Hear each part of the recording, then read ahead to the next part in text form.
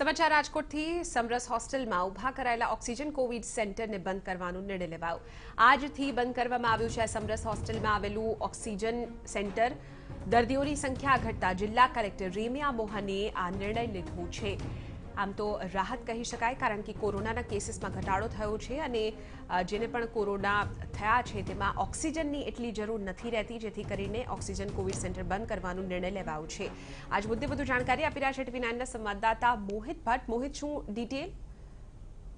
ચિત્ર, અત્યાર સુધી કોરોના પોઝિટિવ દર્દીઓ હોય અને તેમને માત્ર ઓક્સિજનની જરૂર હોય તો તેવા દર્દીને સિવિલ હોસ્પિટલની જગ્યાએ સમરસ હોસ્ટેલમાં રાખવામાં આવતા હતા અને સમરસ હોસ્ટેલ ખાતે ઓક્સિજનનું કોવિડ સેન્ટર છે તે ઊભું કરવામાં આવ્યું હતું। જોકે જે રીતે રાજકોટ શહેરમાં છેલ્લા 15 થી 20 દિવસથી કોરોના છે તે કાબુમાં આવતો જોવા મળી રહ્યો છે અને પોઝિટિવ કેસોની સંખ્યા પણ દિવસે ને દિવસે ઘટી રહી છે, ત્યારે સમરસ હોસ્ટેલમાં જે ઓક્સિજન કોવિડ સેન્ટર છે તેમાં દર્દીઓની સંખ્યા નહીવત થતા જિલ્લા કલેક્ટર દ્વારા આજથી આ કોવિડ સેન્ટર છે તે બંધ કરવાનો નિર્ણય લીધો છે। હવે કોઈ વ્યક્તિને જે કોરોનાના દર્દી છે તેમને ઓક્સિજનની જરૂર હશે તો સિવિલ હોસ્પિટલમાં પર્યાપ્ત પ્રમાણમાં પૂરતા પ્રમાણમાં બેડ છે, એટલે ત્યાં જ તેમને સારવાર આપવામાં આવશે। એટલે કોવિડ સેન્ટર બંધ થયું છે અને તેની સાથે સાથે રાજકોટ માટે પણ એક રાહતના સમાચાર છે કે કોરોના છે તે ધીમે ધીમે રાજકોટ શહેરમાં કાબુમાં આવતો જોવા મળી રહ્યો છે। જી આભાર મોહિત, સમગ્ર મામલે જાણકારી આપવા બદલ।